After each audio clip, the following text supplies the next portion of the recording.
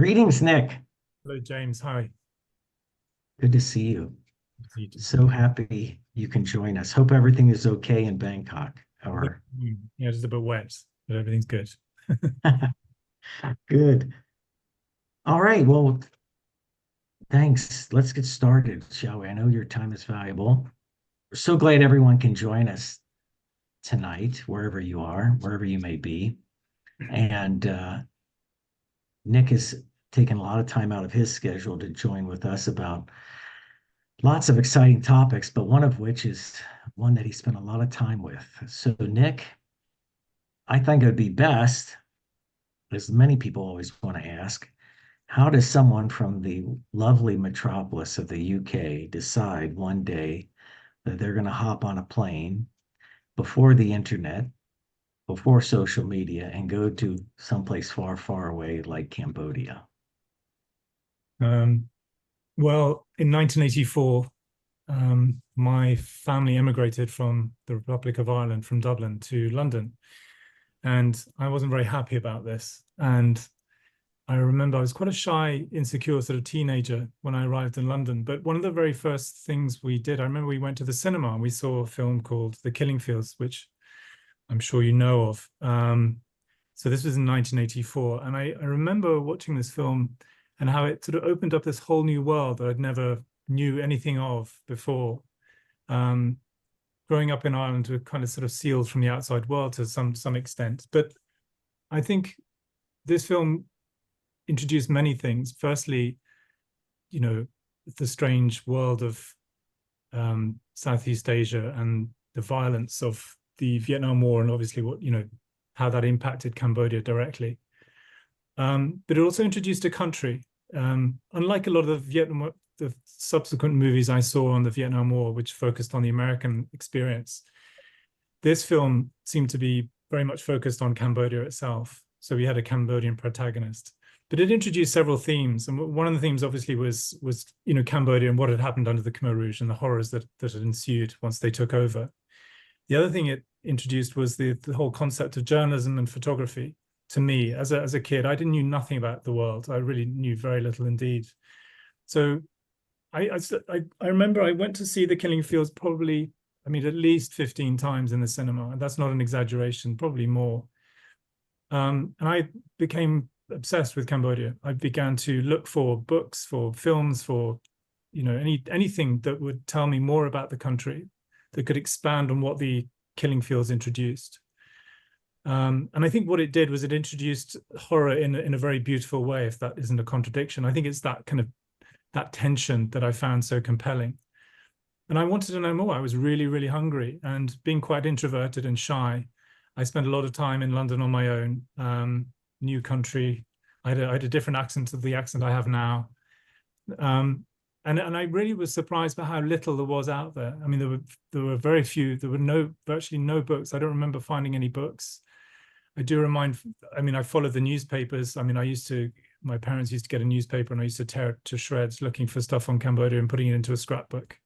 So anything, anything to do with Cambodia, to be able to understand something of what had happened, that really was the beginning. And what was so interesting was the fact that there was so little out there that it's almost like the world had decided they were going to forget this Holocaust that occurred under the Khmer Rouge.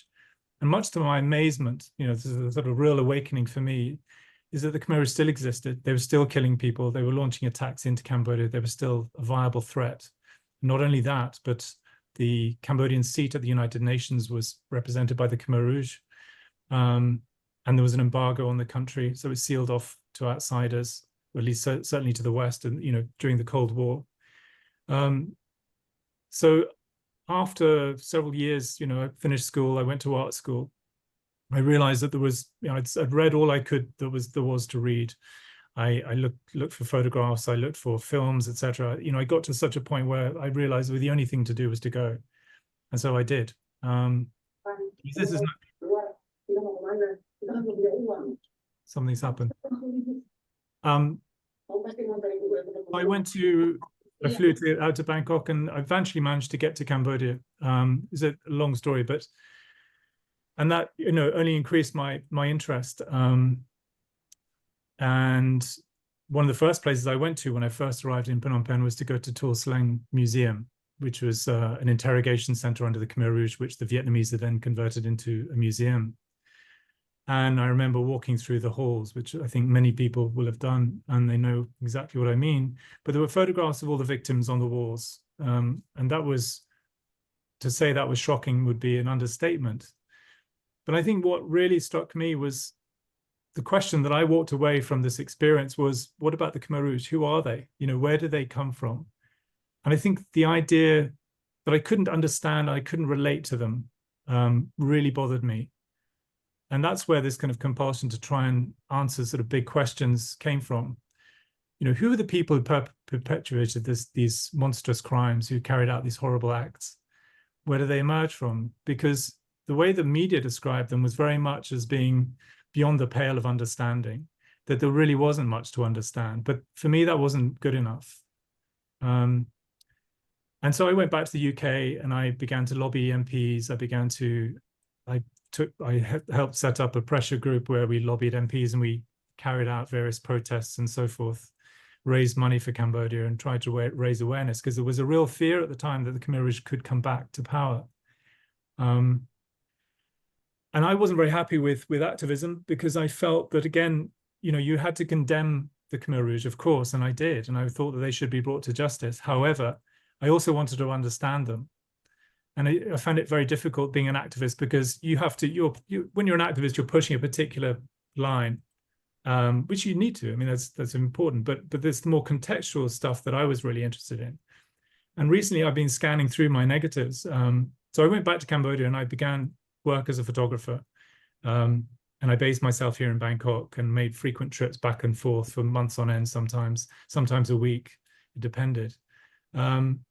And I began to take photographs of Cambodia. And I realized, looking through my work from the early days, is that I was photographing everything I could about Cambodia, the streets, the architecture, what people were doing on the streets of Phnom Penh, outside in the fields, etc. What I was trying to do was build up this image, which was so lacking in my original research as a teenager, to try and get to an understanding of the context in which the Khmer Rouge operated and where they came from.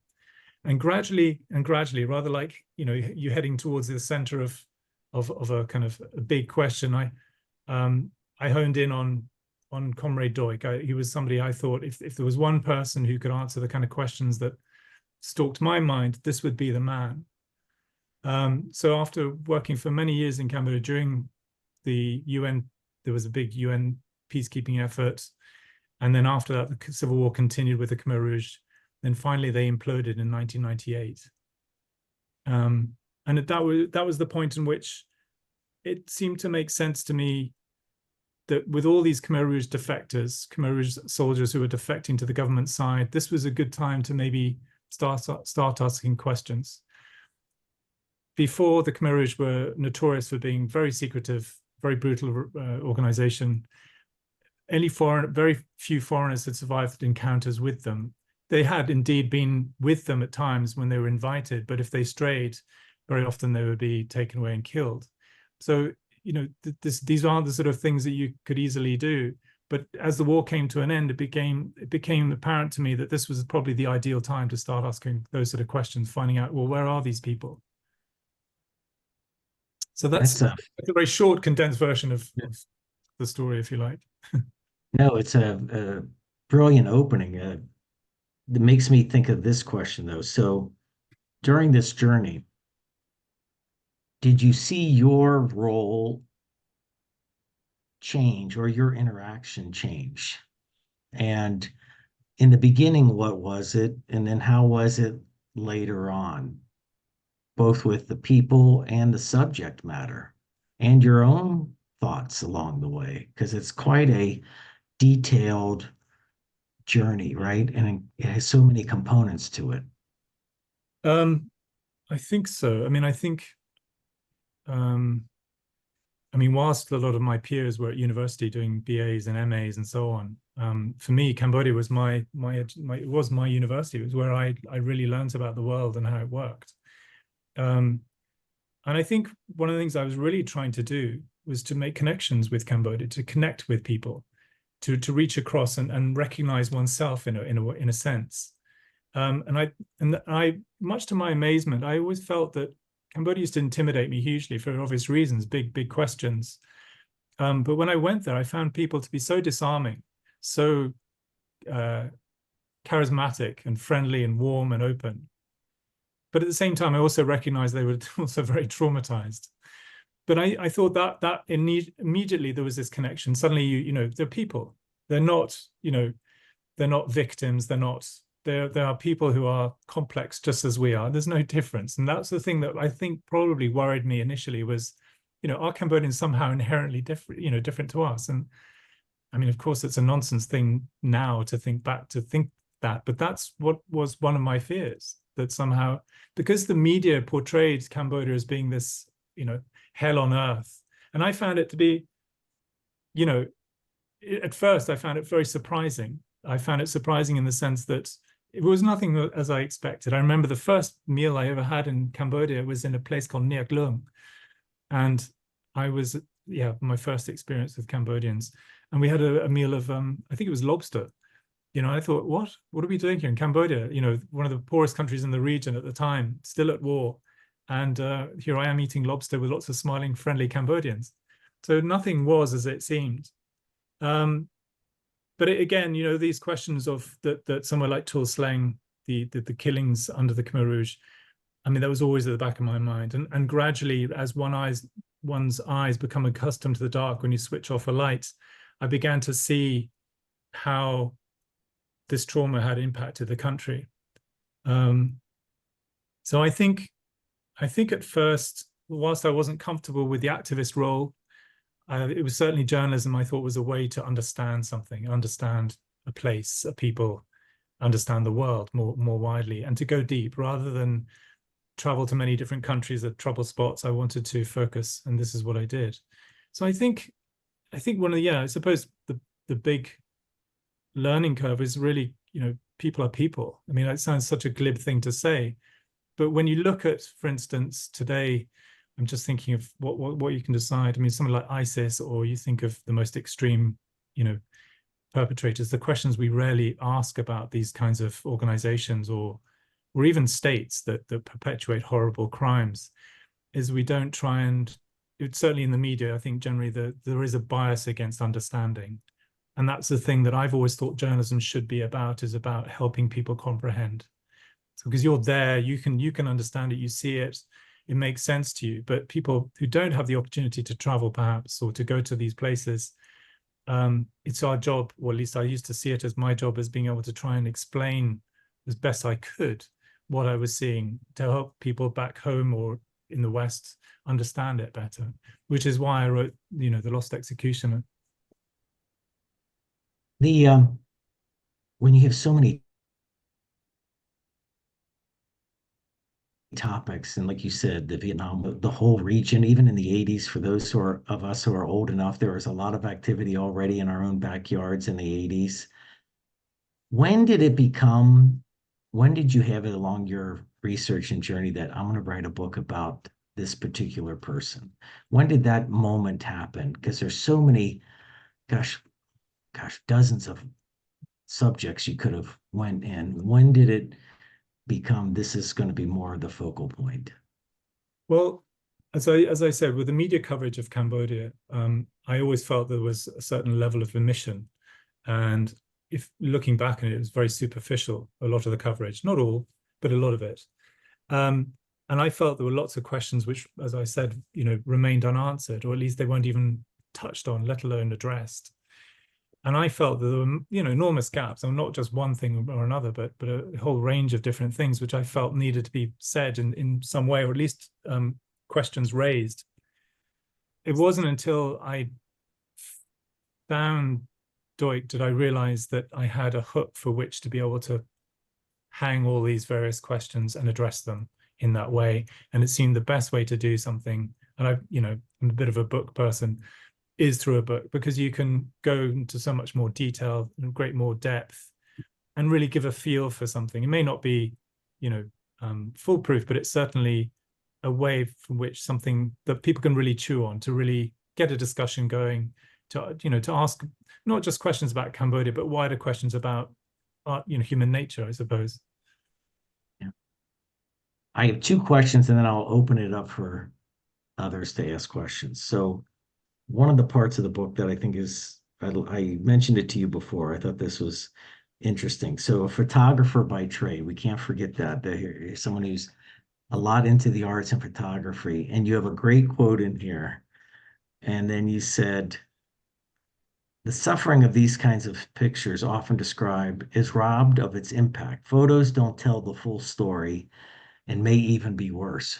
Boy, that's kind of self-incriminating for photographers, right? Just saying that your craft doesn't cover it all. So talk us through that a little bit more about that quote and again, um, more in detail what that means when you wrote that down. I think we have a very idealistic view of journalism in general, and certainly photography and what it's capable of doing, what it does or what it can do. So I think that we often burden with photography with far more import than I think it deserves.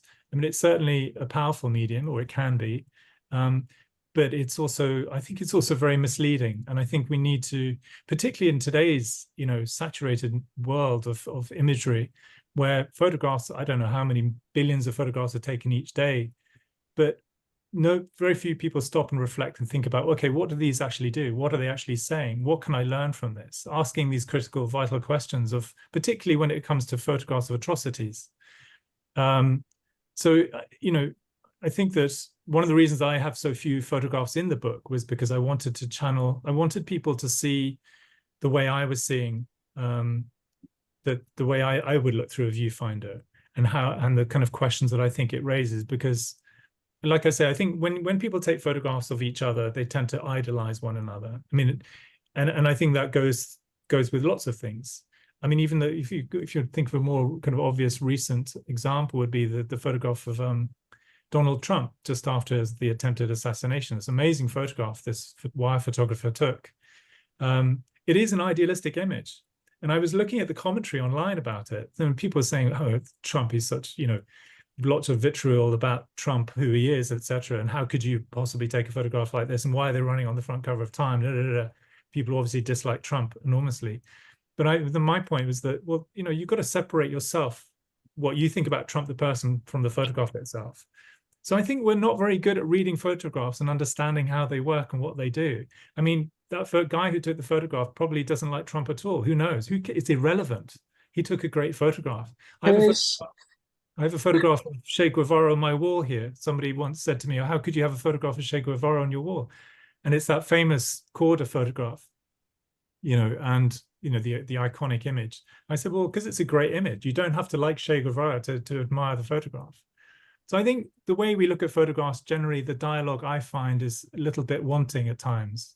So that's why I'm not perhaps wanting in terms of being critical about it. It's not, I don't think it's a straightforward medium. I think it's very complex. And I think some discussions around it can be really fascinating. But unfortunately, because photographs are so omnipresent nowadays, people don't reflect because they're on to the next image before you know it. They scroll, and God knows how many photographs in a matter of seconds.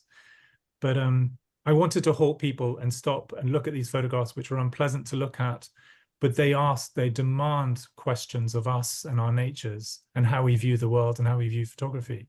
And I found that to be fascinating because they simultaneously enchant you and repel you. You're looking at photographs of people who have been killed, and probably shortly after the photographs were taken, and they may have been killed where you're actually standing and looking at them. Those kinds of, this kind of mirror-like experience that you can have when you go through a place like Tor Slang, or I'm sure it's the same in Auschwitz or other places of atrocity. So that's a long way around to saying that's why I wrote what I wrote about photography. Yeah. I could ask 10 more questions on that, but I'm not going to. Um, let's open it up for others who'd like to ask questions now. I certainly can do more, but yes, why don't we do Matthias first? Well, I wanted to ask, just based on the accounts that you have, all of the mediums of information gathering that you've used, if you combine all of that together, it really does paint a picture from what you've said, and uh, it must have felt very reminiscent to, of course, any other atrocity throughout history. As you've said, photographs tell a much grander picture. So I was going to ask, from all of those accounts, first-hand accounts, then second-hand accounts, was it somewhat reminiscent of a scavenger hunt trying to find information which could have been lost and unfortunately may not be found? And once you've gotten that information, do you kind of connect the dots? Because for such a lineage of the Khmer Rouge, um, how long they've held on to power for so many years, it is one of the more recent atrocities. So, how did that feel from a personal account? How did it feel trying to get, sorry, could you just paraphrase your question for me? Sorry, I mean, in regards to like, did you feel like you were part of the story? Did you feel like you were uncovering the image, like an archaeologist, for Oh, instance? I see. I mean, yes, in a sense, I suppose I was. I was trying to, I mean, if I can just backtrack a little bit for a moment before I answer that question, is that when I discovered this this man, Comrade Duch, the head of the of Tuol prison and Pol Pot's chief executioner, he was subsequently arrested and then interned, and I tried to get in to see him to get his biography, to tell his story from his point of view. That was my goal, because we heard, it's easy to empathize with victims. I wanted to look at perpetrators. I thought they were, I think they're, forgive me for saying this, but I hope you understand what I mean. But I do find them more interesting because I empathize with, of course, with victims, but I don't with perpetrators. And I felt that that was a bridge I wanted to attempt at least to cross. But I wasn't able to get in to see him at all. And I felt that by seeking him out, interviewing him, and then publishing the content of that interview, had paradoxically shut him up. And suddenly I realized that what I really wanted to do was to dive much deeper. I wanted to tell the story of the Khmer Rouge through this one man's journey through Cambodian history, recent Cambodian history, and in a way try and understand the cataclysm that had engulfed Cambodia. So that's my starting point. So there were already huge gaps. So yes, it was a bit like trying to piece together a jigsaw puzzle. It's a good question. I tried to meet as many people who knew and feared him, from his youngest son to his mother, his siblings, people who knew him at different times in different parts of the country, and anybody who had any contact with him at all, which is what I did. And of course, it was an imperfect portrait. I mean, it's certainly not in great depth, but I think it gives you some, I hope it does, it gives some indication of what this man was like and where he came from and what he did. So yes, it was a kind of a patchwork. And that's where I don't believe that I'm crucial to the story in any sense at all. It was, if anything, it was an accident. And I think that's one of the things I'd say about this story, is that people have often made it out to be a lot more muscular than I think it in fact is. And I think the truth of it is far more interesting than people perhaps would otherwise portray it as. So I've tried to, as far as possible, link it all together. And where I did have gaps, I tried to link it together with ruminations on photography. And because there is this theme of photography the whole way through, and that journey with photography for me began in my teens, shortly after watching The Killing Fields. That was a way of bridging those gaps and bringing it all together in one portrait, if that makes sort of any sort of sense. I hope that's answered your question. Yes, that totally does. Thank you. You're welcome. Okay, yeah, Marty. Yeah, g'day, Nick. Nice to put a name and an author to a face after all of these years. Nick, I had a similar. I've got a question for you, but I want to try and help you to maybe answer a question that you touched on earlier. I had the same experience, exactly the same experiences as you, 25 years ago when I first went to Phnom Penh. and that was that I went there expecting one thing, and I turned up and I thought, what the devil's going on here? Like it was just all over the place. You know, there was so many dichotomies coming at me from every angle. I just couldn't work out where the hell I was, who these people were, etc., because of the smiling faces.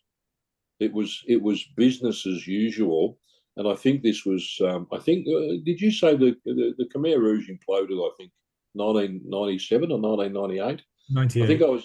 I think I was there first time in the early 2000. So it was, it was shortly after.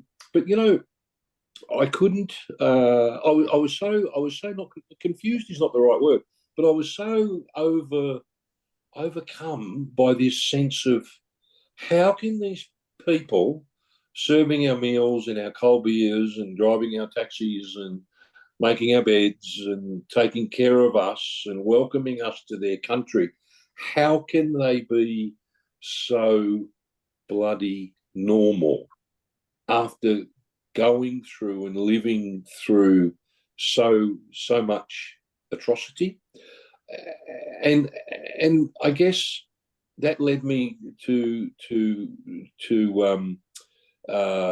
settle on the title of my thesis that I wrote whilst I was in Cambodia. And this, you might get this, of all people in the world that I've spoken to about this, you might get the title. And the title of my thesis was A Contradiction in Continuum. Because everything that I experienced in Cambodia all those years ago was just such a contradiction because of, as I say, the atrocities that these people had been through and how they could seem to be so unaffected by it on a daily social basis. And I guess my question to you, and nobody's ever been able to answer this for me, but I think you might be able to. Of everything that those people have gone through over the years, there just doesn't seem to, there hasn't ever seemed to be any level of well-being available to these mental support, psychological support. There just doesn't seem to have been any real what's the word I'm looking for? Any real opportunity to grieve what they've been through. And when you think about that again, it's another contradiction because of how they have been able just to get on with it. Does that make sense? Like, have you found that the lack of mental well-being support in Cambodia? From who? Well, from anybody to the people of Cambodia. Well, I mean, it's a long time since I've been in Cambodia, but there were organizations that were dealing with these kinds of problems, psychological problems. I mean, mental health in the West is a relatively new, concern, I think. Yeah. Cambodia. Yeah, like in the West, we're all out there crying. Every opportunity, for want of a better word, every time we want to commemorate, Gallipoli or Anzac Day or whatever, we're out there with our poppies on, and we just never seem to let these things lie. But the Cambodians, they just seem to have moved on. They've closed the door. 1998 was the end of it. We're moving on. From my own observation is that I think that you just they don't have a choice. They can't sit around worrying about it because for the vast majority they're worried about the next meal or whatever. Yes. So there's that. There's also, I have seen people are some people are very, very damaged indeed. It doesn't necessarily show itself obviously. Yep. But again, I think people. One of the things I think is quite interesting, Les, and I don't know if this answers in any way goes near answering your question, but is that the people that I've encountered, firstly, that they're concerned with what's happening from day to day. They don't. But the generation that can remember that time, who went through it, very often don't talk about it with their own kids, right? Yep. There is this kind of like a point at which it no longer, it stops. Not like, if you want to take another if you take an extreme example, not like, say, Israeli Jews who are, indoctrinated, frankly, from very, very early age. They're taken off to places like Auschwitz to learn of the persecution of their people and so on, that it's an ongoing thing.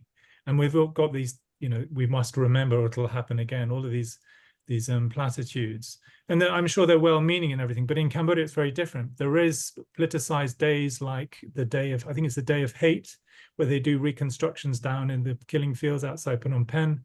There are certain rituals, of course, Buddhist rites and so on, which do occur, which are part of it. But that whole kind of, the whole idea of, I don't know what you call it, the primal scream, if you like, to be able to speak and vocalize what, it's just, it's not part of the culture. People don't, from my experience, people don't talk about stuff, but also they don't talk about it. I mean, as one woman said in my book, she said, when we get together after, excuse me, when we get together, in social groups, we're always reminded of the people who are missing. Yeah. And but my friend says to me, you cannot, you mustn't cry. And I said, well, why not? And she said, well, because there'll be no stopping.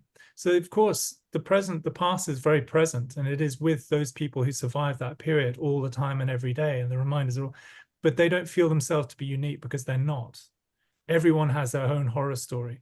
And these horror stories are not generally speaking, they're not really passed on to the next generation. Certainly that wasn't the case when I was working in Cambodia. It may have changed now.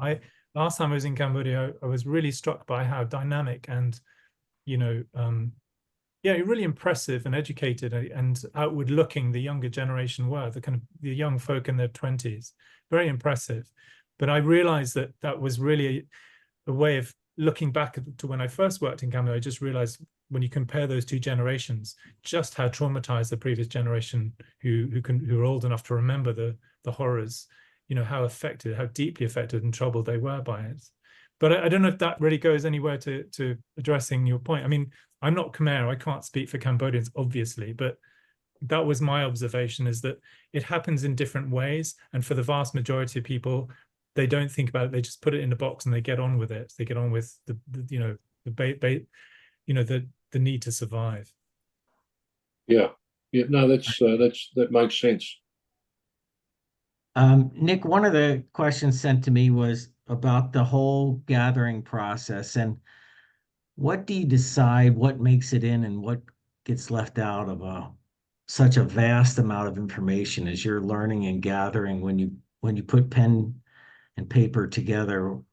How was that decision made, and did you have any difficulties with that? And can you share like maybe an example? Yeah, I mean, I read pretty much everything there was to read about Cambodia. I read, so there weren't actually very many books, but there were enough to go by. And also, if you follow the media every day, whether it's watching TV or reading newspapers and keeping a track of events and what's going on, gradually you build up you have a library in one's head, and you realize where the gaps are, where the questions that you want answered, if they're not being answered, then you think, well, they're not being asked, let alone answered.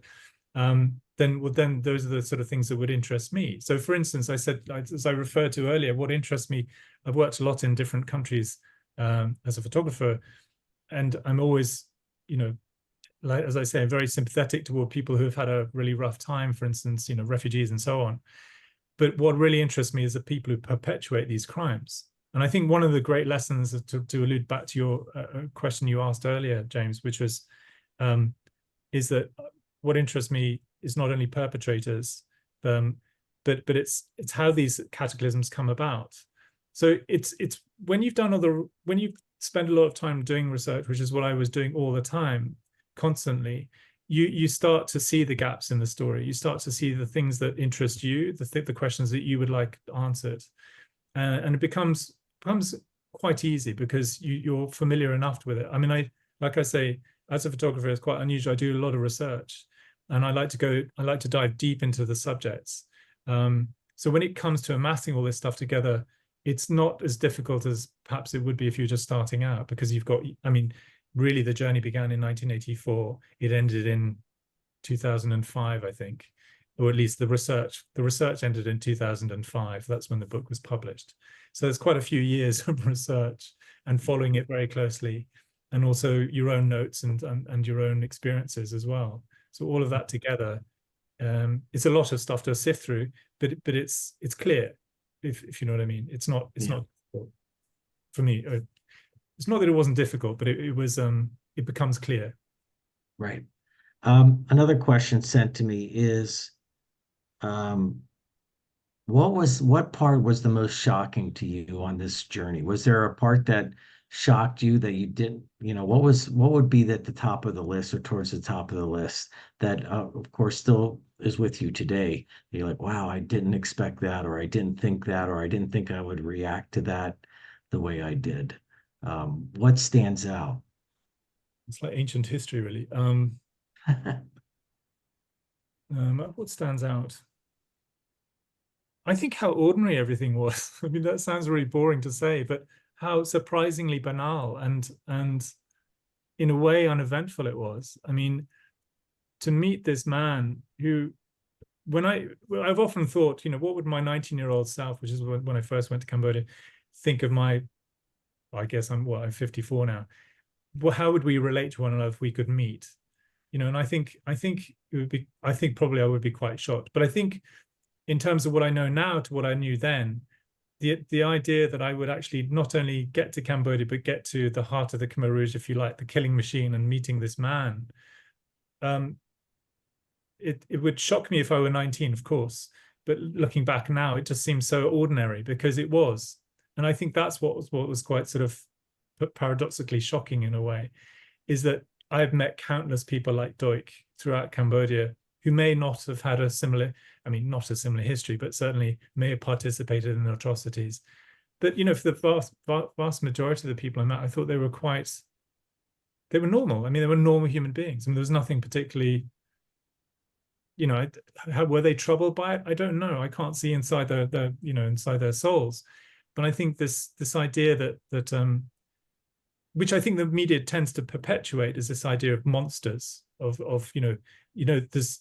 We always identify with the French resistance. We never identify with the occupying Nazis, but or we would never identify with collaborators.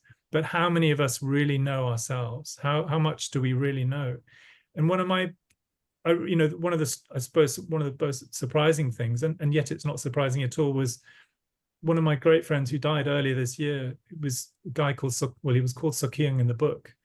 And he had joined the Khmer Rouge in Paris, and he'd come back and stayed with the Khmer Rouge until 1992, I think it was. And he and I became really good friends, and he became an investigator for human rights. He was an extraordinary man. But I didn't see, this idea that he would join the revolution, but also later work for human rights.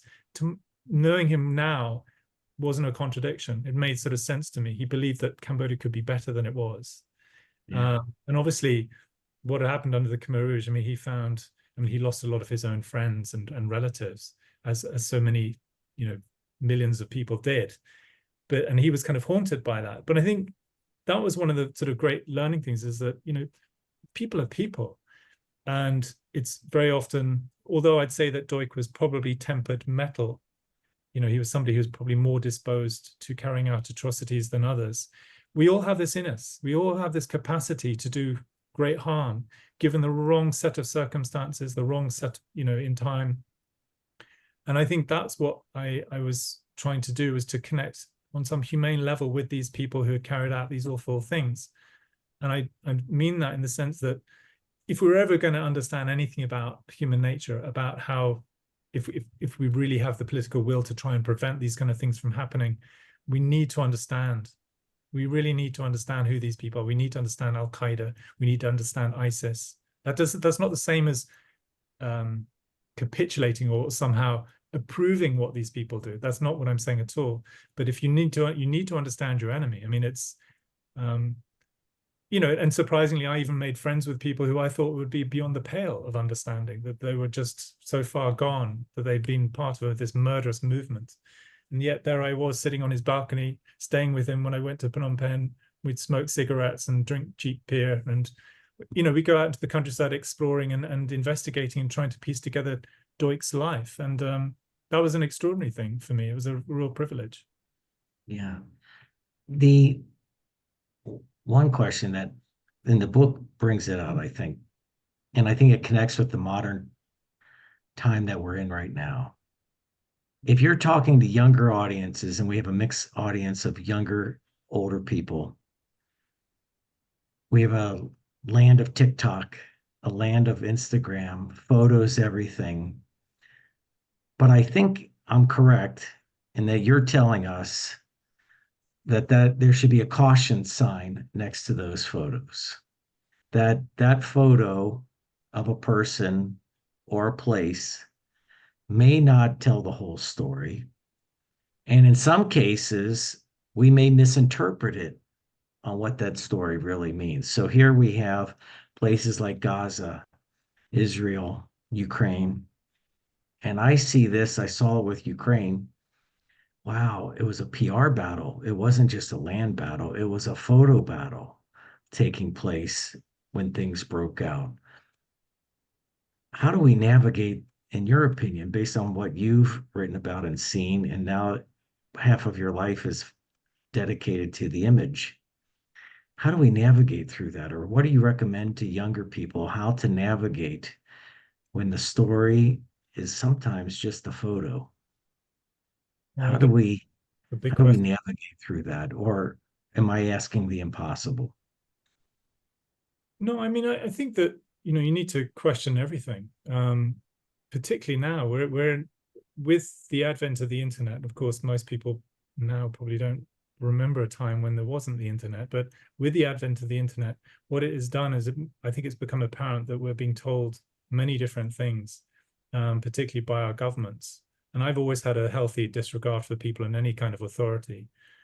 But I mean, I would say, question everything, including what you see, and particularly what you see in photographs. Don't leap to judgments because you don't know the full story. But I think, we're living in a very interesting time because the media is in free fall.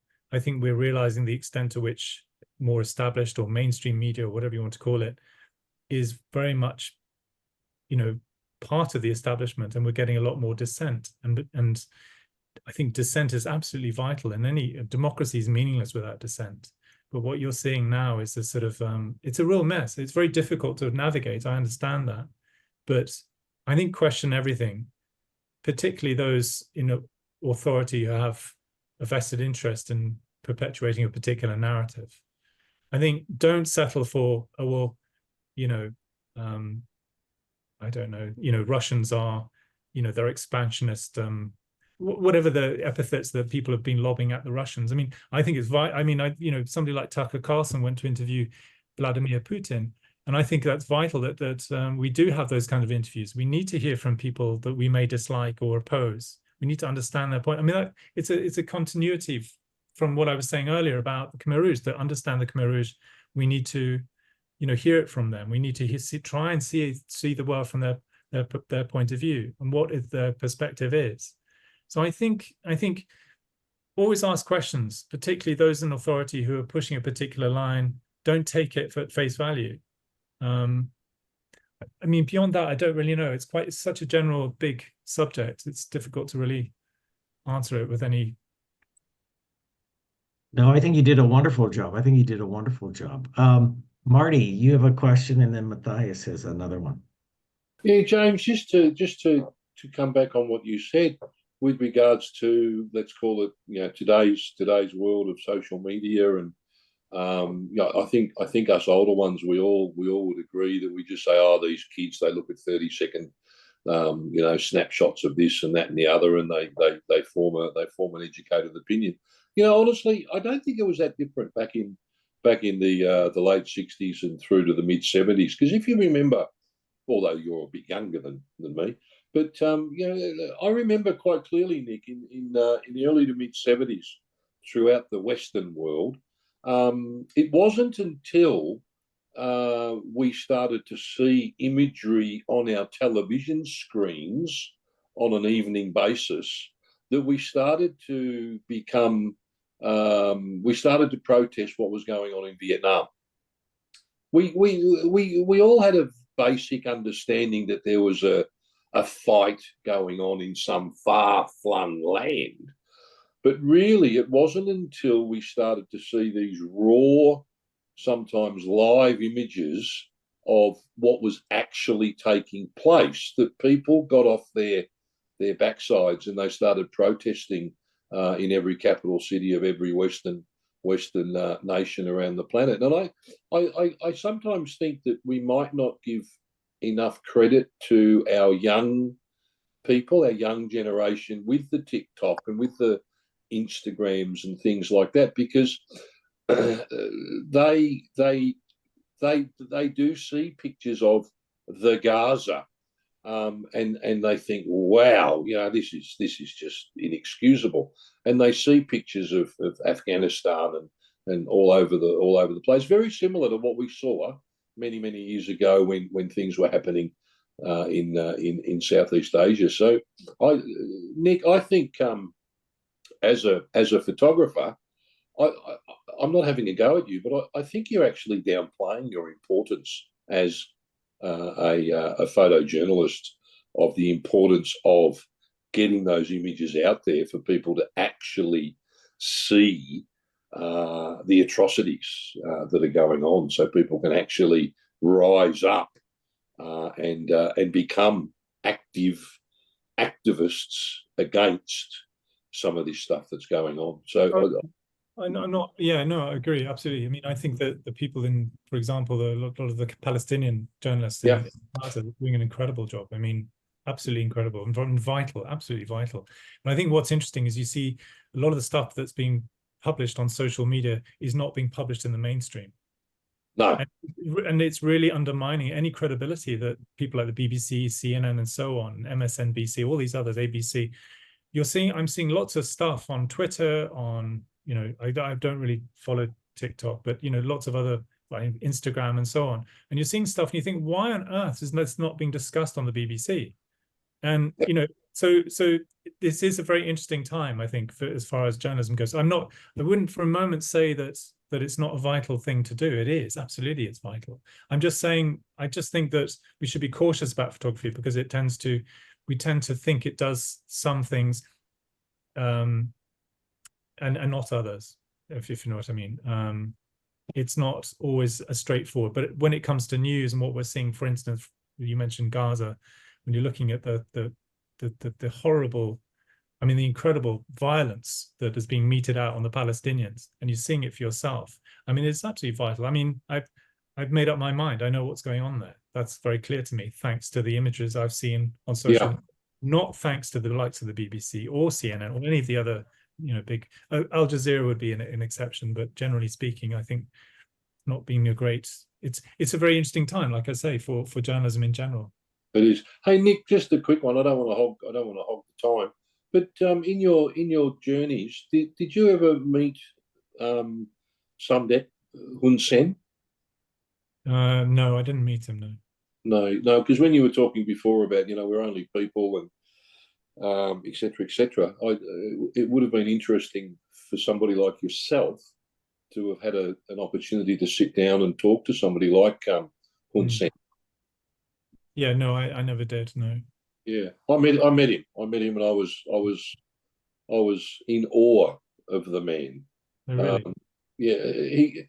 And again, because of what you and I were sort of talking about earlier, he was just so humble.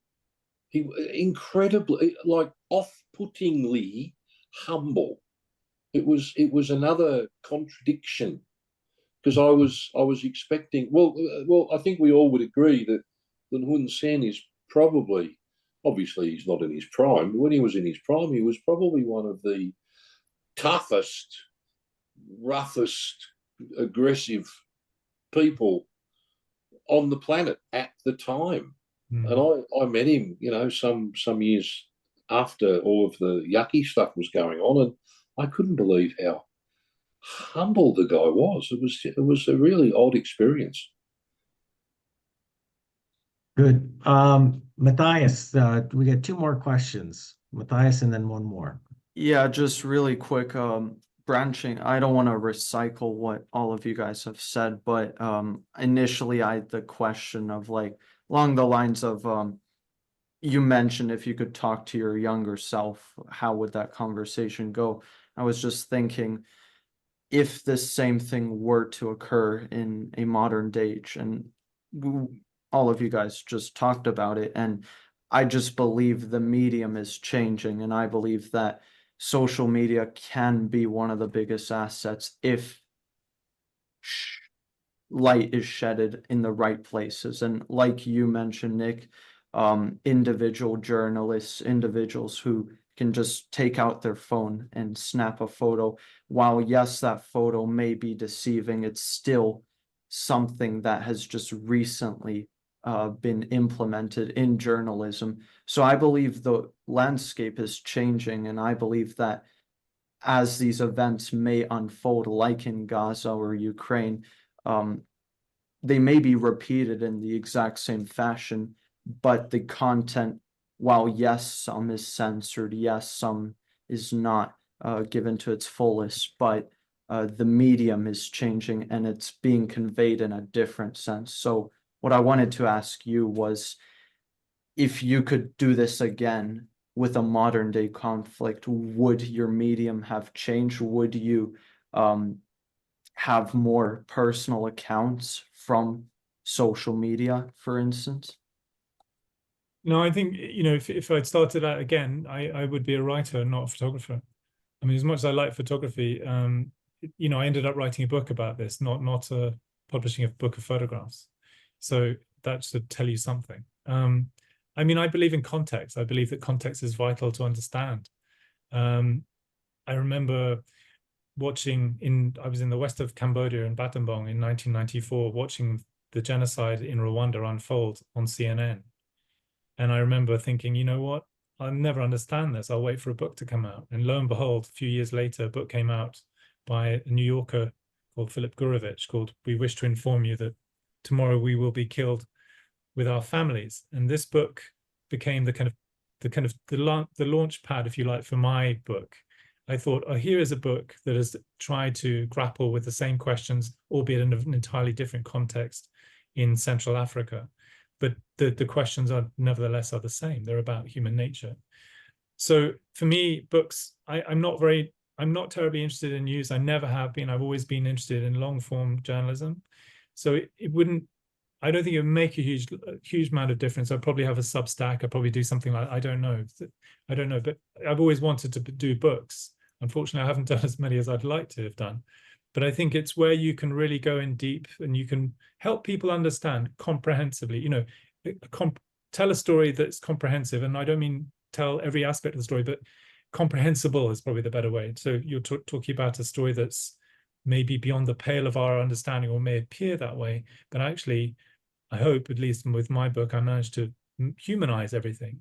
That even though these horrible things took place and were perpetuated by people who appear to be monsters, are actually perpetuated by human beings. So I think, that was my small contribution, but I think that's the way I would prefer to go. And I think that wouldn't change much. I probably wouldn't be a photographer. I'd probably be more akin to be a writer from the outset. That's probably what would change. Yeah, that makes sense. And it's just what you did for the time is, I would say, the equivalent to journalism as it is personal journalism to this day, where you have single-handed accounts that are being shared and uncensored. And what you did is, to that extent, maybe a little more than, a TikTok video, but still very influential, I would argue. Thank you. Last question, Nick, because we're running out of time. And unfortunately, I wish I would say it was easy, but the question someone sent, which is pretty thoughtful, it says, your journey of seeking the truth. Now we're in an era. How do we cope with an era though where we feel like there's a sense of loss of truth out there at large? How do we all cope with that in today's world?